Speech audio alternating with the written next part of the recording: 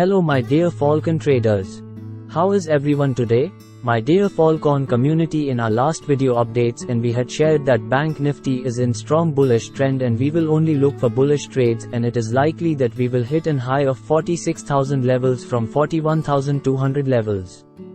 Yes, you can check our previous videos where we had analyzed the same, and here it is in front of us that we have already hit a high of 46,000 levels on the daily time frame. We as a team of King's Falcon traders always wish you lots of profits and happiness. After a series of videos on technical analysis, we are making another very useful video for you.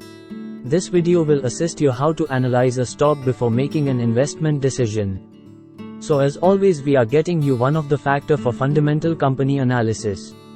Kindly watch and understand the video completely, as by skipping you may miss on important fact. Today's video is about debt to equity ratio and why it's very important to consider before investing. Let's understand first what is debt to equity ratio and why it's important. The debt to equity ratio is a fundamental financial metric that plays a crucial role in assessing a company's financial health. Understanding this ratio is of utmost importance in conducting comprehensive financial analysis. The debt-equity ratio provides valuable insights into its capital structure and financial stability by examining the relationship between a company's debt and equity. In this video, we will delve into the significance of the debt-equity ratio, emphasizing the importance of comprehending this metric in financial analysis. To begin, let's understand the concepts and definitions of debt and equity. Debt refers to the money a business owes to others, including organizations, employees, and vendors. It is incurred through regular business transactions. Equity represents ownership or the value of a company. It is the capital invested by business owners or investors. Friends, let's first understand what is the debt to equity, and then we will move ahead to calculate the same easily. The debt to equity ratio is a financial metric that compares a company's debt to its equity. It helps assess the proportion of debt and equity financing used by a company to support its operations. In simpler terms, the debt to equity ratio shows how much a company owes compared to the value of ownership in the company. It provides insight into a company's financial structure and leverage, helping investors and analysts evaluate its financial health and risk profile. What is debt to equity formula? The debt to equity ratio formula is a simple calculation used to compare a company's debt and equity financing. It provides insight into the company's financial structure and risk level. The formula is straightforward. Debt to equity ratio equals total debt divided by total equity, where total debt equals short-term liabilities plus long-term liabilities. Total equity equals total assets minus share capital, or total liabilities plus other reserves plus retained earnings. Just remember one thing: shareholders in a company are considered partial owners, and their ownership is determined by the percentage of shares they hold in relation to the total number of shares issued by the company. But the catch in this is, when it comes to repayment, creditors such as lenders and debenture holders are given higher priority compared to equity shareholders. It means creditors are paid back first from the company's assets before the shareholders receive their shares. Creditors have a higher claim on the company's assets in case of financial obligations or liquidation. Let's now go a step further and interpret debt to equity ratio. The debt to equity ratio compares a company's net assets to its debt, indicating the level of risk associated with its financial structure. A high debt to equity ratio suggests the company has relied on borrowing to finance its growth. When a company uses significant debt to fuel expansion, it has the potential to generate higher earnings than it would have without debt. If the increased earnings surpass the cost of debt, interest, shareholders can benefit. However, if the cost of debt outweighs the improved income, share values may decline. Market conditions can affect the cost of debt, making it challenging to identify unprofitable borrowing initially. Long-term debt and assets have the greatest impact on the debt to equity ratio, as they contribute significantly to the calculation. Investors can use other metrics to evaluate a company's short-term leverage and its ability to meet short-term liabilities. Analysts often modify the debt-to-equity ratio to focus on long-term liabilities that significantly influence shareholder value and company survival. A debt-to-equity ratio of less than 1 is generally considered favorable. My personal choice debt-equity ratio below 0.50 is best. Friends, let's check out the factors affecting good debt-to-equity ratio. A debt-to-equity ratio of less than 1 is generally considered favorable. However, what constitutes a good ratio depends on various factors. Companies with stable cash flows can handle higher ratios, while new businesses without a solid plan may prefer no debt. Industries with reliable sales, like telecommunications, can sustain higher ratios due to consistent cash flows. In contrast, companies in competitive industries with short product cycles tend to aim for lower ratios. Seasonal businesses, for example, have unpredictable cash inflows. An investor should be alert to the following while making an investment decision. This is negative debt-to-equity ratio, insolvency warning. When a firm has a negative debt-to-equity ratio, it means the company owes more than it owns. It denotes a situation where the company's liabilities outweigh its assets or financial solvency.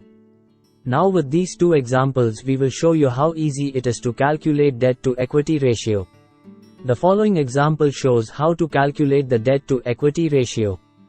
Example 1. Let's assume ABC company has a total debt of 50 lakh rupee and shareholders' equity of 1 crore rupee. To calculate the debt-to-equity ratio, you divide the total debt by shareholders' equity. Debt-to-equity ratio equals total debt divided by total equity. So debt-to-equity ratio equals 50 lakh rupee divided by 1 crore rupee. Debt-to-equity ratio equals 0.5. In this example, the debt-to-equity ratio is 0.5, which means the company has 50 paise in debt for every 1 rupee of shareholders' equity. Now we will take second example. You can consider this as a bad company. Let's consider another scenario where ZZC company has a total debt of 6 crore and shareholders' equity of 2 crore 70 lakh. The calculation would be as follows. Debt-to-equity ratio equals total debt divided by total equity. Debt-to-equity ratio equals 6 crore rupee divided by 2 crore 70 lakh rupee. Debt-to-equity ratio is equal to 2.22. In this case, ZZC company has 2 rupees and 22 paise in debt for every 1 rupee of shareholders' equity. I always avoid this kind of companies, high leverage, high debt. Friends, please don't skip the video as you might miss on the crucial understanding of debt-to-equity ratio and then may make a mistake while investing. So watch the video completely and please like, comment. Also, go just now to press subscribe and bell icon to get personal notifications whenever we upload a new video. After understanding the calculation of debt-to-equity ratio, now let's see what are the advantages of debt-to-equity ratio. Having a debt-to-equity ratio offers these advantages. First, strong company. A high debt-to-equity ratio means it can meet its debt payments using cash flow. It can also use leverage to enhance equity returns and drive strategy growth. Second, lower financing costs. Debt is generally cheaper than equity. By increasing the debt-to-equity ratio up to a certain point, a company can reduce its overall cost of capital, known as the weighted average cost of capital. Some of the limitations of debt-to-equity ratio are as follows. But these limitations does not undermine the importance of debt-to-equity ratio. First, preference shares impact. If a company has a significant portion of preference shares in its equity, preference shareholders are entitled to receive dividends, which can affect the company's available cash flow for debt payments. In such cases, preference shares have debt-like characteristics rather than equity. Second, no indication of debt repayment timeline. The ratio alone does not reveal when debt repayment will occur. It could be due soon or far in the future, making it less problematic if the repayment date is distant. Third, limited insight into current loan repayment ability. The debt-to-equity ratio does not provide information on a company's ability to repay current loans.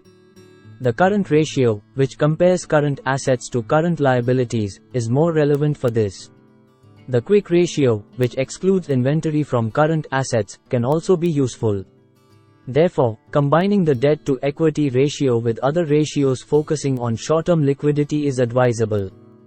Fourth, consideration of industry differences. When using this ratio, it is important to consider the industry in which a company operates. Industries have varying capital requirements and growth rates, which can result in different debt-to-equity ratios. Comparisons should be made within the same industry to gain meaningful insights. Lastly, my dear Falcon traders, to conclude, we will say that the debt-to-equity ratio is essential when assessing a company's financial health and risk, revealing its capital structure and stability. Despite limitations like debt repayment timelines, it's valuable when combined with ratios for short-term liquidity. Industry-specific considerations aid informed decisions and provide meaningful insights into a company's financial position for investors and analysts. We as a team of King's Falcon traders always wish you lots of profits and happiness. It's very heartening and motivating to read your comments and also to notice that some of you are making good trades by using our levels and thus making good profits. Array friends, Karlo subscribe abhi and please like, comment on the videos and press the bell icon to stay updated and keep me motivated. Love you all.